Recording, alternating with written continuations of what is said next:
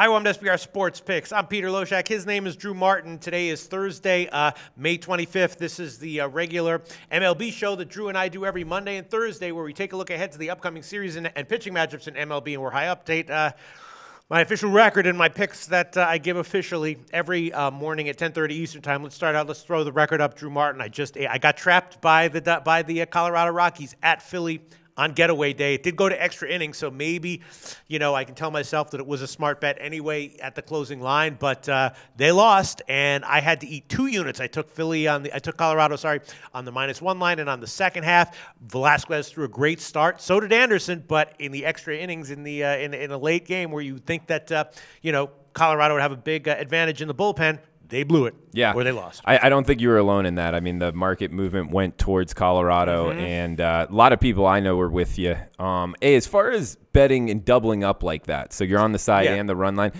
how do you think overall over the last couple of years you've done on that bet? Oh, well, obviously, when you're talking about actual betting, actual money, obviously you reduce the bet size, obviously. You reduce the bet size of highly correlated bets. But, when I'm giving picks in the morning show where I'm just giving picks, there's no way to really do that. I mean, I could weight the bets, but that's just too complicated. So I decided to go on it 2 ways because I thought, if Velasquez has a good start, my assumption, and I think this is borne out statistically, is that Colorado has a major advantage in the bullpen over Philly. Right? Yeah. Oh, absolutely. Yeah. Colorado has one of the better bullpens in all of baseball. And Philly has one of the worst. Yeah. Right. So I like that. So, look, that's what I did. I'm still up on the year overall, but it's cutting it close now, Drew Martin. Yeah. All right. And the green is in the green, Pete. So. That's right. And just we mentioned this in the morning show, in the Q&A that we did. The line movement moved in my favor in terms of Colorado. Loser. The line movement also moved in favor of Atlanta with Bartolo Colon starting. Yeah, that one was ridiculous. a loser. So I don't know what's causing these line movements, but when you tell me that the line moved in my favor, and that's a good sign, I'm not sure if I believe that, Drew Martin. Yeah, sometimes it's not. It's kind of crazy. Yeah. But, we got one here at St. Louis, Colorado, going the 2 hot teams talking about the Rockies. So that's an interesting series. Coming up. All right, so let's move on. Let's talk about this. Yes, so let's talk about St. Louis, Colorado. Of course, St. Louis, small sample size relatively, but plus 24% ROI on the road. Now, Colorado, of course, plus 32% ROI overall, number 1 in baseball by a mile, plus 40% in May, number 1 in all of baseball. St. Louis is at a profitable May. Colorado, obviously a juggernaut of a team now, though they are coming back cross-country from their series in Philadelphia. And again, St. Louis does have that big road to ROI that's positive. What's your take on the series? Yeah, it's an interesting one. I mean, we got 2 hot teams. We got Colorado kind of almost like a team reverse split as far as, good on the road, mediocre at home. St. Louis hits righties, can't hit lefties. So that Saturday matchup, I think, is an interesting one. They're going up against Freeland, coming from the left side. That's one where I'm going to definitely be looking to be on the rocks. It will be interesting to see where the market prices that Saturday game. Yeah, and I'm going to look into Wainwright, how he's done historically at Coors, which I don't have off the top of my head. But, obviously he's in a skills decline. So, but on the other hand, he's a guy who knows how to deal with whatever circumstances he's involved in. So, if there's anyone who knows how to, handle Coors at his age with his decline in skills, it's him, right? Yep. Yeah. Interesting point there, Drew Martin. And then let's go to also the upcoming Phillies series. They're going to be at home against Cincinnati. Cincinnati is not necessarily an elite team or a great team, but they're definitely good enough that I will be happy to bet on them if they're going up against a team that I want to bet against. And maybe Philly, despite the fact that I got burned on them today, obviously still got blown out the first 3 games, might be a good fade in this series once again, as they were overall against Colorado. What do you think? Yeah, this one I didn't see a series price out. Actually, Bookmaker, the time we're filming this, only has 1 series price out, and that's on the D-backs game. But Cincinnati, Philly, Aaron Nola, I'm actually looking to kind of bet on him going forward. And it looks like as far as Friday night lines go, he's already priced over -150. I'm not sure if that has to do with – Really? Yeah, it's crazy how sharp the baseball market's already getting. We're still in May, and these moves, like Jose Berrios, what's he going to be priced at next time? Oh, yeah, his lines will adjust for sure. It's ridiculous, and he just got written up in Fangraphs, so he's going to have that Fangraphs push as well. But yeah, Nola over -150. I'm not sure if that has to do with Adelman or Philly being at home, Cincinnati being on the road. It's probably a mixture of everything, but I don't have a bet on this one as as of right now. Yeah, that'll be interesting to see because I believe he's going up against Arroyo. Still, in general, my sense is that, once again, Philly will be a bad team that's still overvalued. On Sunday, Wojciechowski is going to be starting for, I think is what I'm seeing here, starting for Cincinnati. He did well in the minors, and then on the other side, Eflin, who is very hittable. So you might be onto something there. Maybe game one is when we don't want to bet against Philly, but in games 2 and 3 on Saturday and Sunday, maybe think about that. All right, some interesting stuff, Drew Martin. And then we also have, let's see, we also have here, I guess Oakland, right? Minus 38% ROI on the road. That's the second worst in baseball. They're going on a road series against the Yankees, who are at plus 17% ROI at home. That's top 5. Yankees have a small positive return in May. Oakland a small negative return in May. And is this just a situation where the year-long trends are likely to continue, and maybe the Yankees will have value here? Yeah, I like the Yankees. I mean, it's another one where the market's on it as well, though. Friday night we got Tanaka, who's a bet on guy for me. Is he? Yeah, I think so. Oh, right. Right now he's having some bad results. They did some. They looked into him to see if he had some injuries. They didn't, quote unquote, didn't find anything, which I'm skeptical of. But he's a total fade for me going forward. Okay. Tanaka. Hey, well, this might be a good time on Friday night for you, Pete, against Oakland. How do you feel about Graveman? I don't have any strong opinions. He's a guy who can get hit, also a guy who can give you a nice 6-inning start, somewhat, regularly. So, I don't have any strong opinion about Graveman. I'm just looking to a bet against Tanaka in general. But again, not necessarily looking to take Oakland on the road here, especially in the first game, in the series. Okay, you can get him plus 160 right now? Oakland. Yeah, on Friday night. So you got Graveman going up against Tanaka. You're going on the road in Yankee Stadium. Actually, if Tanaka, like you said, is having the arm issues, he's been having the elbow issues, in his the career, ligament issues for a while. So it's been partially torn. I thought he was doing semi-well. I know the first start this year he had trouble, and then he put together a string of at least decent starts. But I was under the impression that very recently he was really struggling in some major ways. Yeah, let's pull up. I appreciate you bringing that up, and I will definitely keep my money in my pocket then. Well, no, not necessarily.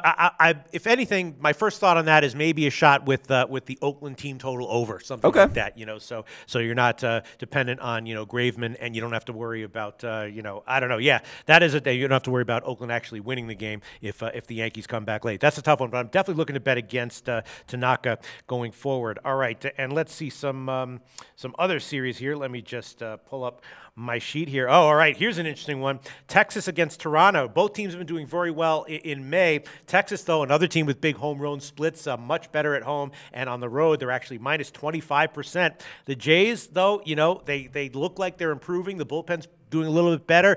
They're reported to be getting back Tulowitzki and Donaldson this weekend. Not sure if they're actually going to make it, but do you think maybe Toronto might be a good bet in this series? Yeah, especially if those guys are playing. This is a series where I'm going to be kind of waiting for first pitch and see these lineups. Right. And if those guys are in, I would actually look to be betting on the Jays going forward, because not sure if the market's going to price them correctly. It looks like minus 123 right now at Heritage for Friday night. Yeah. And that's with Bolsinger on the hill. Right, so. But it's also with Griffin on the other side for Texas. And then Darvish starts on Saturday, and Darvish has been having some control issues recently, but Darvish kind of always sort of has control issues looming in the background or going forward. And more often than not, he pitches around them and is fine, right? Yeah, and he has the profile that I actually think that the Jays struggle with. Kind of almost the overpowering pitcher. I look to bet on the Jays against the guys that are, the mid-level arms and down, the number 4 and 5 starters. So. And how do you think that the Jays are likely to do against a guy on Sunday with a profile of Cashner, more walks than strikeouts? There you go. You called it, man. That's what I'm looking for. That's what it might be Sunday. And Biagini on the other side for Toronto. This is a guy who, came out of the bullpen and has been giving solid 5-inning starts, right? Okay, yeah. So I would actually Toronto in Toronto's bullpen, like you mentioned, has been a little bit better. So that Sunday game at home. We'll see what the line is, but considering it's Biagini starting against Cashner, who still does have low ERA, it might be like minus 125 or something like that. All right, I'm all over that. You think it will really be under minus 140? We'll see. Yeah. We shall see. We shall see. If it's anything under -140, I think I will be on Toronto there. A lot of interesting series this weekend. Let's talk about Miami, Drew Martin. You know about Miami, and Miami's an interesting team because as we've talked about many times, their lineup looks like it should be a lot better than it has been. Their ROI at home so far this year, dead last in MLB, -43%. In May, they had the second worst ROI, -53% so far. So Miami is just a dumpster fire right now, but they should be at least a little bit better than this, right, Drew Martin? Yeah, especially when you look at their lineup. I'm telling you, this lineup is a lot better, at least in my opinion, than they've been performing. This is an interesting one. You got the AL West in Miami, the Angels. I mean, their lineup, obviously they have the star power there with Trout. Right. Jesse Shaw. Hey guys, we just had a minor power outage, so we're going to pick up where we left off. I was just done asking Drew about. I was going to ask Drew about Miami. They should be at least a little bit better than what they've shown. Maybe a whole lot better. They're at home against the Angels. What do you think about this series? Yeah, this is an interesting one. We got L.A. coming all the way to Miami. Dan Straley versus Jesse Chavez on Friday night. I think it's interesting. I like Straley. He's a bet-on guy for me. Jesse Chavez, I've been betting on him for years now, whether in the bullpen or starting.